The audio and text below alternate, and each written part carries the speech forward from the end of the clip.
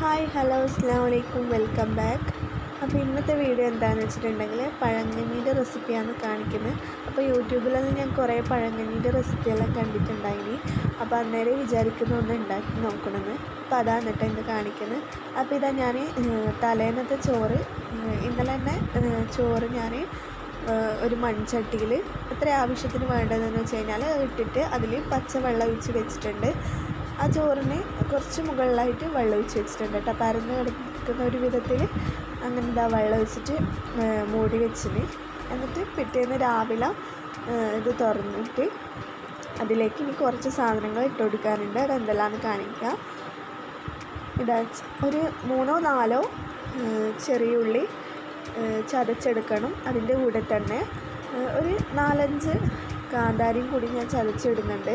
നിങ്ങൾക്ക് എത്രയാണോ എരിവിനനുസരിച്ച് കാന്താരിയെല്ലാം എടുക്കുക, അല്ലെങ്കിൽ കാന്താരി ഇല്ലെങ്കിൽ പച്ചമുളക് കൊടുക്കുക കേട്ടോ. അപ്പോൾ ഇതായത് ചതച്ചത് ഇതിലേക്ക് ഇട്ട് കൊടുത്തിട്ടുണ്ട്. ഇനിയിപ്പോൾ ഇതിലേക്ക് തൈര് ഒഴിച്ച് കൊടുക്കണം.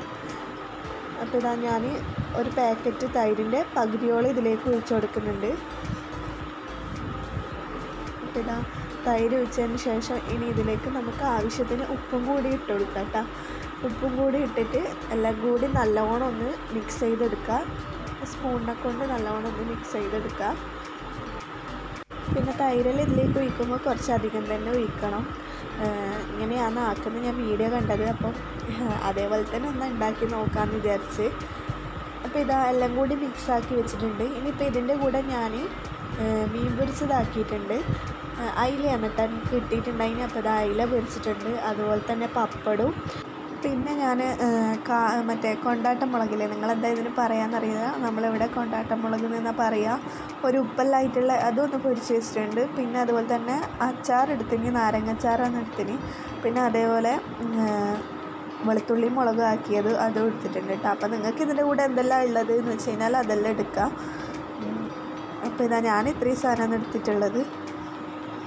അപ്പോൾ ഇതാ ഇത്രയേ പണിയുള്ളൂ പഴങ്കഞ്ഞി ഉണ്ടാക്കാൻ വേണ്ടിയിട്ട്. വേഗം ഈസി ആയിട്ട് നമുക്ക് ഉണ്ടാക്കിയെടുക്കാം. അപ്പോൾ ഇതെല്ലാം കൂടി മിക്സാക്കിയിട്ട് കഴിക്കാം.